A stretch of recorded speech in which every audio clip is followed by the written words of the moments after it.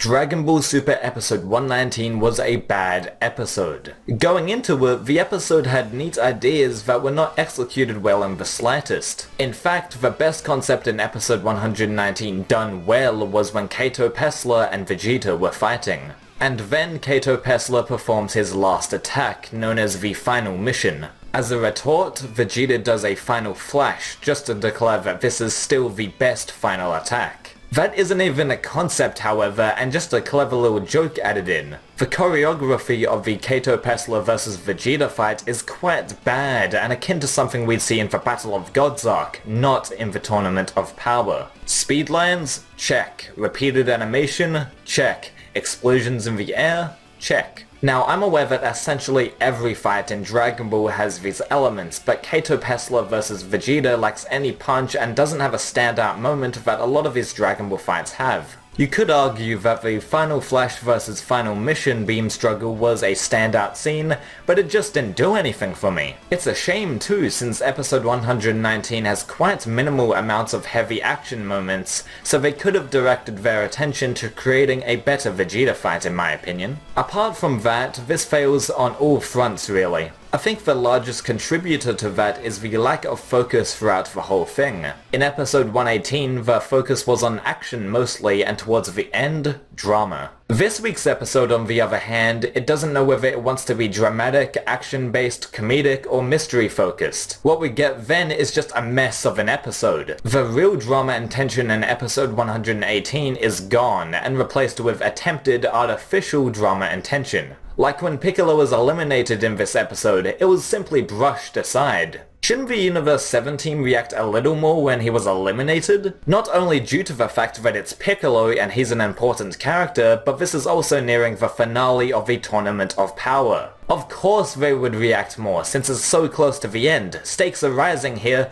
but nope. Not according to episode 119, I guess. Piccolo being eliminated does not automatically make the episode have drama or tension. It is the episode's job, and by extension, the animators, writers, and director to sell the moment to you. Oh, and the entire Beerus and Champa idea was completely thrown out of the window as well. Beerus reacting to Champa's erasure in episode 118 was short and sweet, but there was room for expansion in episode 119. Hey, fuck that though, it's time for Quatella and Beerus to be all competitive with each other. As I said in my previous video, if Beerus was doing this to mask the fact that he cares about Champa and is mourning the loss of him, that would be interesting. However, Beerus mourning Champa was forgotten about and never brought up again in this episode, not even addressed once. I know people will say, oh, but Dragon Ball Super has different writers with different styles. Yeah, but that doesn't change the fact that this is an ongoing narrative, and now it has a plot thread completely skipped over. And also, tons of shows have different writers, showrunners, directors, etc., but at least their plotting is consistent. This was potentially a character-changing moment for Beerus, but no follow-up. Fuck this episode. Let's talk about the three antagonists for a moment. Shanster, Gamisaurus, and Daemon. I didn't mind how they were implemented in this episode, like how they were quick little fights. But why were these quick little fights not set towards the beginning of the tournament? That's what I take issue with here, and like I've discussed earlier, this is the climax of the Tournament of Power. Every fight should mean something.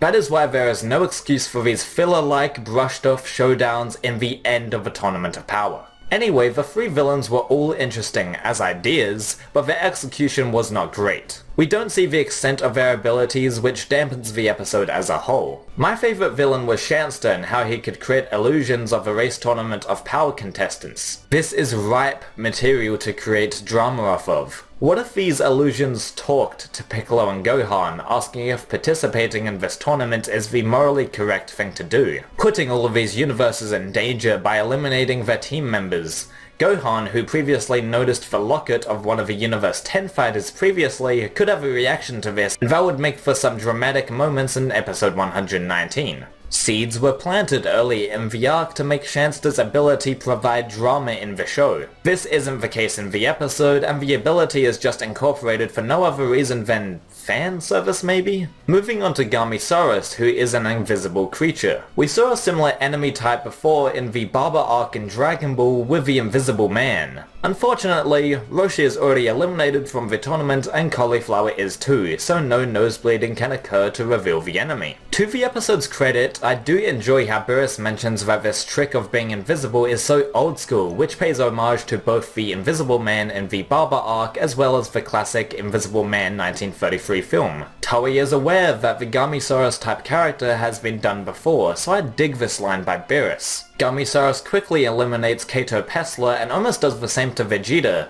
That's good, make these guys seem like dangerous players in the Tournament of Power. The problem comes in when this is all the tension we get. Speaking of which, Gamisaurus was defeated way too quickly, which goes back to the point that I made before about these guys not seeming to pose a huge threat against Universe 7. It's a shame, Gamisaurus could have posed a threat. Actually, all these villains could have posed more of a threat, and it seemed like he did when they were first introduced in the episode. That all goes in a matter of minutes though. The final character to talk about is Daemon, and again he is an awesome character in theory, but the entire episode had no tension whatsoever when he showed up, which minimized his importance to the episode and the arc itself. To conclude, Dragon Ball Super episode 119 could have been a great episode, but it falls short by a mile. It had interesting characters to work with, but they were eliminated way too quickly before we got to see the extent of their power. The writers attempted to create tension with Piccolo and Universe 4 being eliminated,